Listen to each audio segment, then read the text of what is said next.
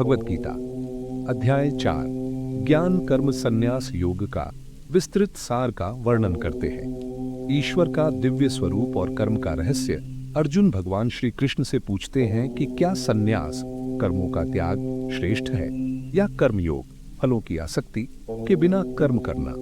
वे यह भी जानना चाहते हैं कि कैसे एक व्यक्ति ईश्वर को प्राप्त कर सकता है। भगवान श्री कृष्ण कहते हैं कि संन्यास और कर्मयोग दोनों ही कल्याणकारी हैं, परंतु कर्मयोग विशेष रूप से कर्म के फल की आसक्ति के बिना किया जाए तो वह अधिक सुगम और लाभकारी है। वे बताते हैं कि वे स्वयं अजन्मा और अविनाशी हैं, उनका जन्म या मृत्यु नहीं होती, फिर भी वे धर्म की स्थापना और दुष्टों के विनाश के लिए योग माया अपनी अलौकिक शक्ति से इस भौतिक जगत में प्रकट होते हैं। कृष्ण यहाँ एक राजा का उदाहरण देते हैं, एक महान और धर्मात्मा राजा जो अपनी प्रजा की भलाई के लिए दिन रात कार्य करता है, वह कभी भी अपने राज्य के पतन का कारण नहीं बनता। इसी प्रकार ईश्वर भी अपनी सृष्टि के नियमों को बनाए रखने और धर्म की रक्षा के लिए प्रकट होते हैं। उनके कार्य आसक्ति से परे होते हैं क्योंकि वे स्वयं पूर्ण हैं। कृष्ण आगे समझाते हैं कि जो कोई ईश्वर के इस दिव्य जन्म और कर्मों को उनके वास्तविक स्वरूप में जान लेता है, वह व्यक्ति भौतिक संसार के जन्म मृत्यु के चक्र से मुक्त हो जाता है। यह ज्ञान ही है जो हमें इन बंधनों से छुड़ाता है। साधारण मनुष्य कर्म करते हैं और उनके फलों से बंध जाते हैं, लेकिन ईश्वर के दिव्य स्वरूप को जानने वाला कर्मों के बंधन में नहीं पड़ता। यह समझना महत्वपूर्ण है कि ईश्वर का प्रकट होना या कर्म करना हमारे कर्मों जैसा नहीं है जो राग द्वेष और फल की इच्छा से प्रेरित होते हैं। ईश्वर के कर्म निस्वार्थ और दिव्य होते हैं, जिनका उद्देश्य केवल धर्म की संस्थापना होता है। इस प्रकार यह खंड हमें ईश्वर के अकारण करुणा और सृष्टि के प्रति उनकी जिम्मेदारी का बोध कराता है। यह सिखाता है कि ईश्वर का स्वरूप हमारी सामान्य समझ से परे है और उनके दिव्य स्वरूप को जानना ही मुक्ति का प्रथम द्वार है।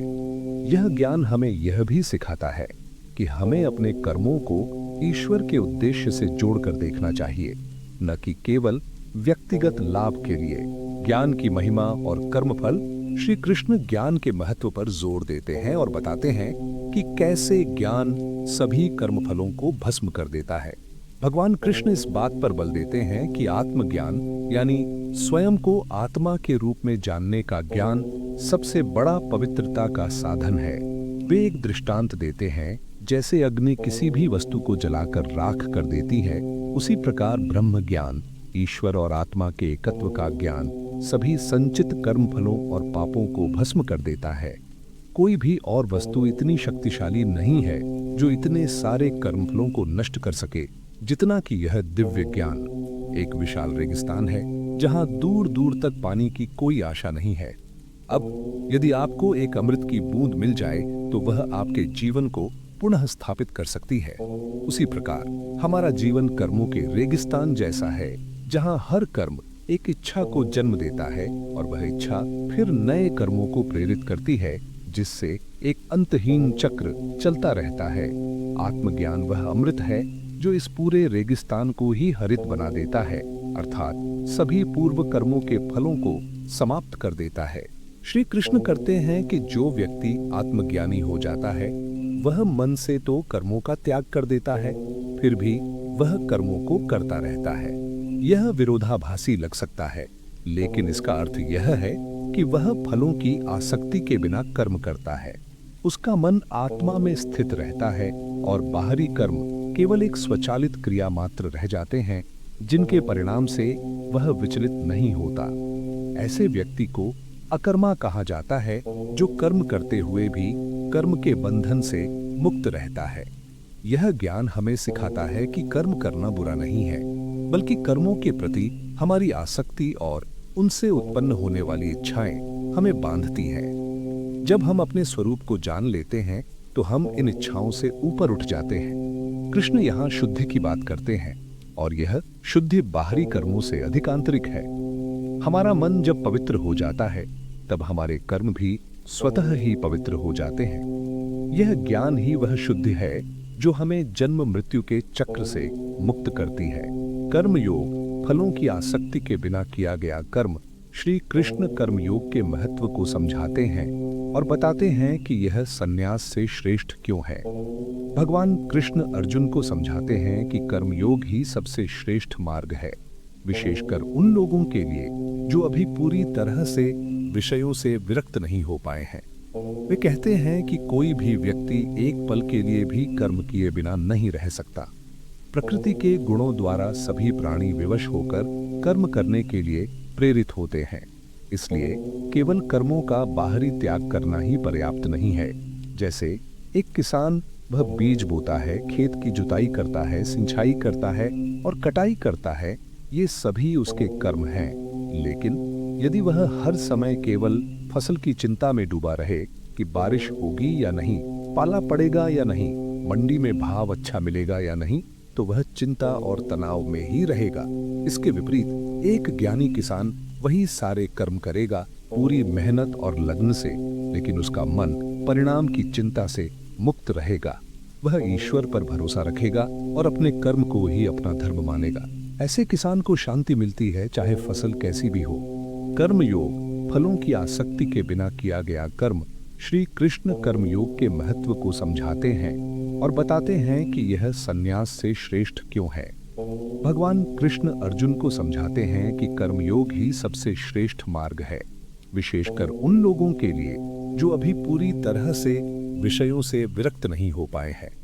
वे कहते हैं कि कोई भी व्यक्ति एक पल के लिए भी कर्म किए बिना नहीं रह सकता। प्रकृति के गुणों द्वारा सभी प्राणी विवश होकर कर्म करने के लिए प्रेरित होते हैं। इसलिए केवल कर्मों का बाहरी त्याग करना ही पर्याप्त नहीं है।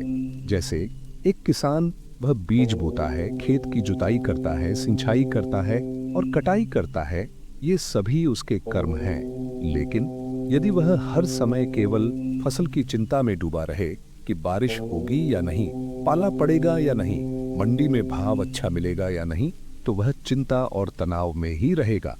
इसके विपरीत एक ज्ञानी किसान वही सारे कर्म करेगा, पूरी मेहनत और लगन से, लेकिन उसका मन परिणाम की चिंता से मुक्त रहेगा। वह ईश्वर पर भरोसा रखेगा और अपने कर्म को ही अपना धर्म मानेगा। ऐसे किसान को शांति मिलती है, चाहे फसल कैसी भी हो।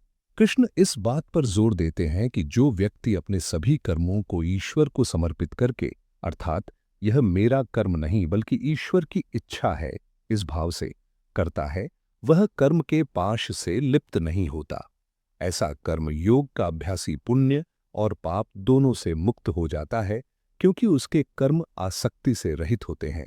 वह समभाव में स्थित रहता है, सुख दुख, लाभ हानि, यश अपयश सभी को समान मानता है।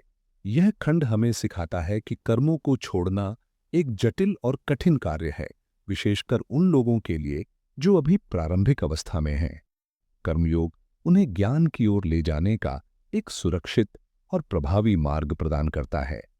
जब हम अपने कर्मों को निस्वार्थ भाव से ईश्वर को अर्पण करते हुए करते हैं, तो हम स्वयं को कर्मों के फल के बंधन से मुक्त कर लेते हैं। यह अनासक्ति ही वह कुंजी है जो हमें कर्म के जाल से बाहर निकालती है और हमें शांति तथा मोक्ष की ओर ले जाती है। विभिन्न यज्ञ और आत्म साधना का ज्ञान, श्री कृष्ण विभिन्न प्रकार के यज्ञों का वर्णन करते हैं जो ज्ञान और कर्म के समन्वय को दर्शाते हैं। भगवान कृष्ण बताते हैं कि आत्मज्ञान प्राप्त करने के लिए विभिन्न प्रकार के यज्ञ किए जा सकते हैं।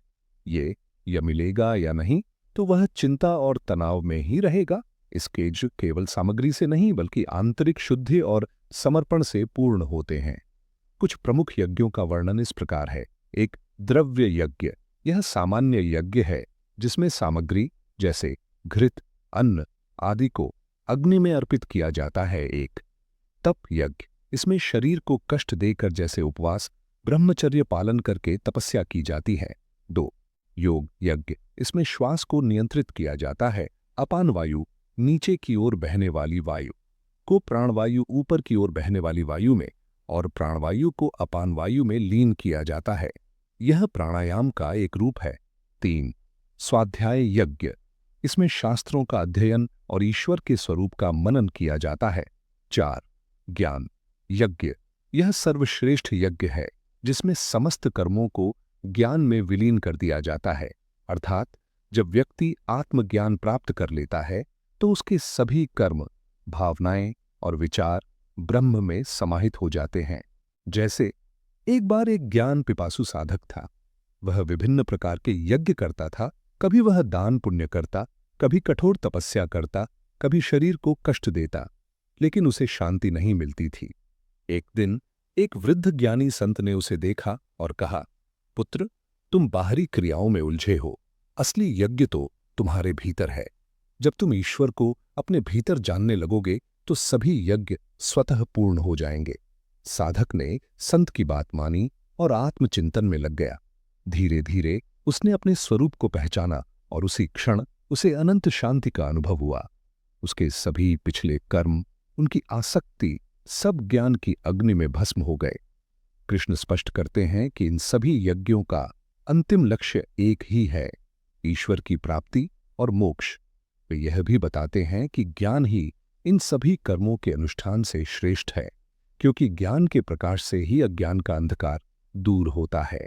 जब ज्ञान प्राप्त हो जाता है तो कर्मों के प्रति आसक्ति स्वाभाविक रूप से समाप्त हो जाती है।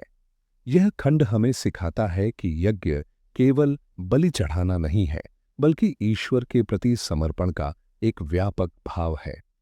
ज्ञान योग इन सभी कर्म योगों का निष्कर्ष है, जो हमें आत्म साधना के उच्चतम स्तर तक ले जाता है।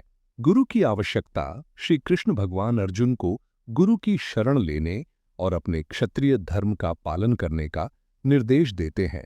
श्री कृष्ण कहते हैं कि यह दिव्य ज्ञान जो अज्ञान के अंधकार को दूर करता है, उसे गुरु के चरणों में बैठकर ही विनम्रता पूर्वक प्राप्त किया जा सकता है। जो व्यक्ति आत्मज्ञानी गुरु की शरण लेता है और श्रद्धा के साथ उनके उपदेशों को सुनता है, वह भी विकार रहित होकर ईश्वर की प्राप्ति का अधिकारी बन जाता है। जैसे एक जलपोत मछुआरा तूफानी समुद्र में फंसा हो, लहरें उसे इधर उधर पटक रही हैं और वह डूबने के कगार पर है। ऐसे में यदि एक अनुभवी नाविक उस पर सवार हो जाए तो वह पोत को सुरक्षित किनारे तक ले जा सकता है। इसी प्रकार अर्जुन स्वयं संदेह और मोह के तूफानी समुद्र में फंसे थे। भगवान कृष्ण, जो सर्वोच्च गुरु हैं, उनके जीवन में नाविक बनकर आए। कृष्ण ने अर्जुन को ज्ञान का मार्ग दिखाया, संदेह रूपी लहरों से बचाया और उन्हें मोक्ष के किनारे तक ले जाने का आश्वासन दिया। कृष्ण अंत में अर्जुन से कहते हैं कि संदेह और अज्ञान को ज्ञान की तलवार से काट डालो। वे उसे खड़े होने और युद्ध करने का आदेश देते हैं, जो उसका क्षत्रिय धर्म है। यह कोई सामान्य युद्ध नहीं है, बल्कि धर्म की स्थापना के लिए एक न्यायपूर्ण युद्ध है। जब व्यक्ति अपने कर्तव्य को ईश्वर के प्रति समर्पण भाव से करता है तो वह पाप से लिप्त नहीं होता। इस अंतिम खंड में कृष्ण गुरु शिष्य परंपरा के महत्व को रेखांकित करते हैं। वे बताते हैं कि ज्ञान को सुनने और समझने से ही मुक्ति का मार्ग खुलता है। अंत में वे अर्जुन को कर्तव्य का पालन करने के लिए प्रेरित करते हैं, यह समझाते हुए कि सही ज्ञान के साथ किया गया कर्तव्य ही मोक्षदायक होता है।